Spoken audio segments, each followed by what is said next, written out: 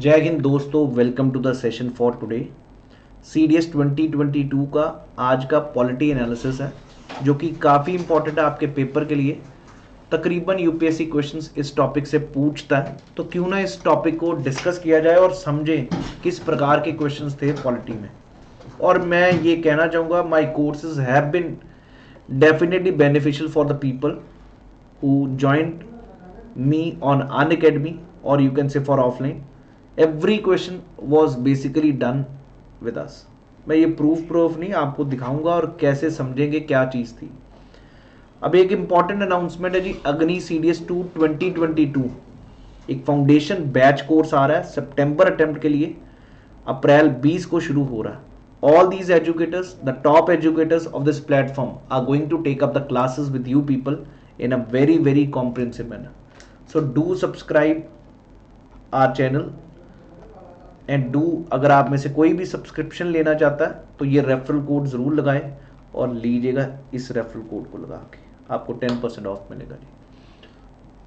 और आज आखिरी दिन है जी, 15 अप्रैल।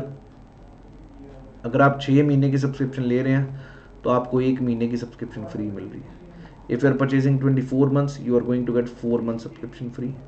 अगर 12 महीने की ले रहे हैं तो 12 महीने की SSB की फ्री, और आइकॉनिक ले रहे हैं तो 12 महीने SSB iconic free. So this is the offer which you have right now on this day. So just subscribe by using this referral code Prateek Takshashila.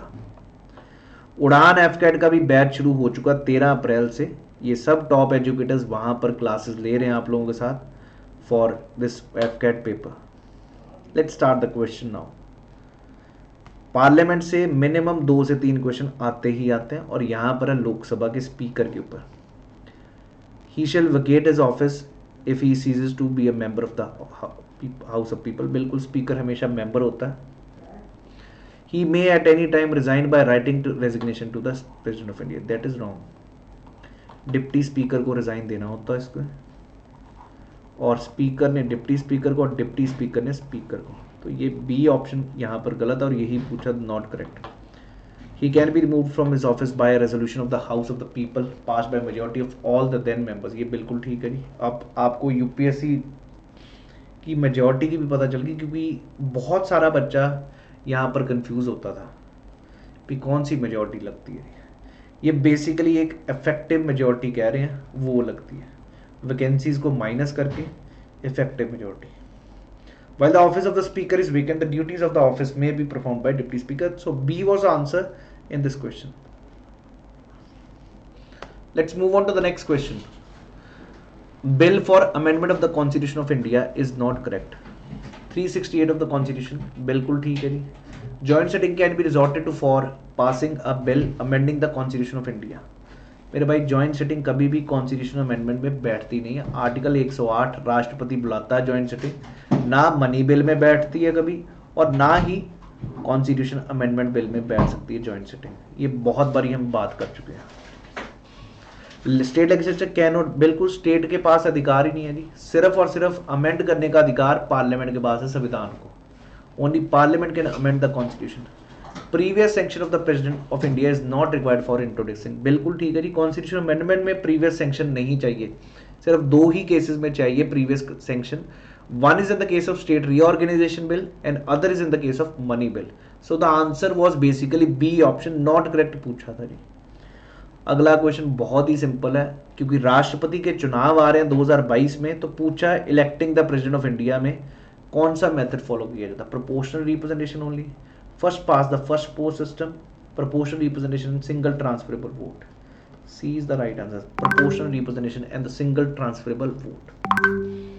Provision for separate electorate for Muslims किस में है? Morley Minto reforms, Montague-Chelmsford reforms, communal awards। ये भी, ये भाई वैसे तो history का क्वेश्चन है ना कि पॉलिटी का, पर आपको भी याद है मॉर्ली मिंटो रिफॉर्म। मैंने क्लास में चीख के कहा था ये 3 आपने एक्ट याद रखने हैं। ये कम्युनल अवार्ड तो मैकडोनल्ड अवार्ड था जो अंग्रेजों ने अनाउंस किया था। मॉर्ली मिंटो रिफॉर्म्स में 1909 में पहली बारी सेपरेट इलेक्टोरेट्स की बात की गई थी मुस्लिम्स को। मोंटेग चेम्सफोर्ड रिफॉर्म में पहली बारी डायरकी लाई गई थी एट प्रोविंशियल लेवल। 1935 में फेडरल स्ट्रक्चर की बात की गई थी और डायरकी यहाँ पर सेंट्रल लेवल पे लाई गई थी। ये मैंने बहुत अच्छे से आप लोगों के साथ डिस्कस भी किया हुआ था, इसी फटाफट सीरीज में भी हमने डिस्कस किया था जी। तो answer was A option in this question.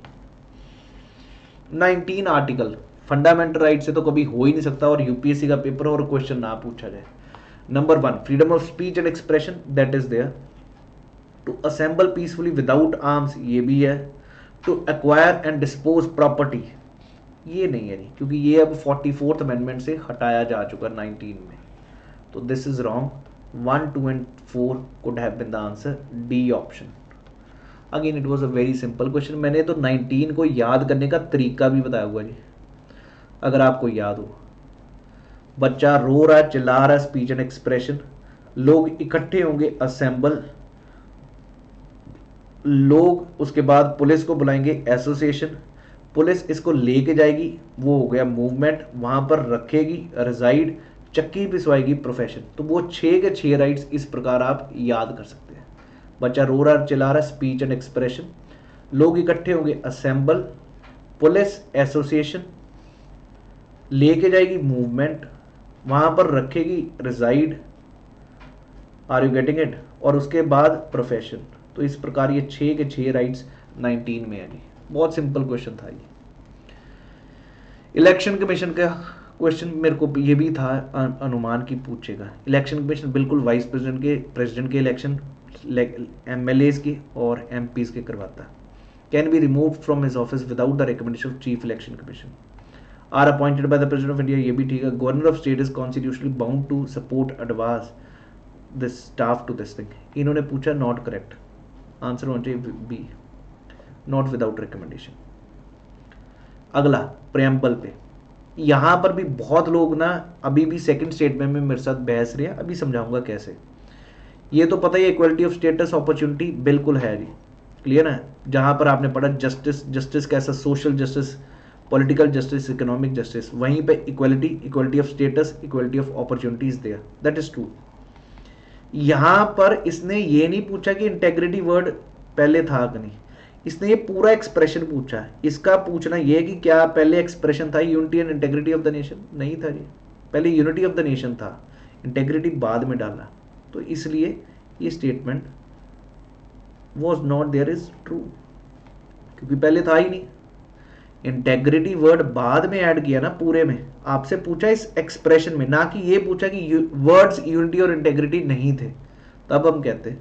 तो बिल्कुल जी सी ऑप्शन इसका आंसर होना चाहिए था। और प्रेम्बल पे क्वेश्चन आता ही आता। फंडामेंटल ड्यूटीज पे भी आप लोगों ने जितनों ने मेरे साथ क्लासेस लगाई हुई हैं पॉलिटी की, तो पहले तो मैंने हमेशा कहा ये 5 टॉपिक पे उपलब्धता भारी आपको पढ़नी पड़ेगी। Fundamental rights, duties, DPSP, schedules, preamble and reorganisation of states, हर एक से एक क्वेश्चन आ गया। यहाँ पर पूछा नॉट मेंशन फंडामेंटल ड्यूटी, मैंने बार बार कहा था 11 की 11 ड्यूटीज आपको याद होनी चाहिए तब जाके।